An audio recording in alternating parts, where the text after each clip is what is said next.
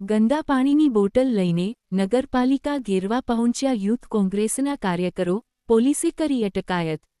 અવતરણ ચિહ્ન. વલસાડના પોશ વિસ્તાર તિથલ રોડ પર છેલ્લા 4 મહિનાથી ડ્રેનેજનું ગંદુ પાણી રસ્તા પર વહેતા સ્થાનિકોમાં ભારે રોષ જોવા મળી રહ્યો છે.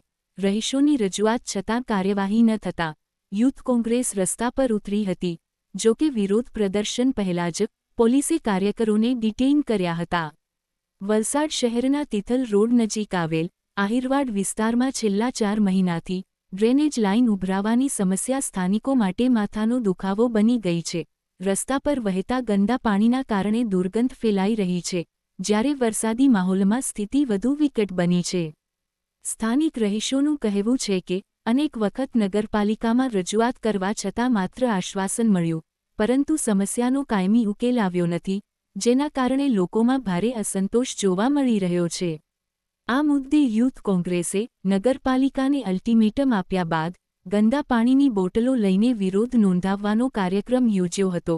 કાર્યકરો નગરપાલિકા પહોંચે તે પહેલાં જ પોલીસ દ્વારા ગેટ પર રોકી દેવાયા હતા.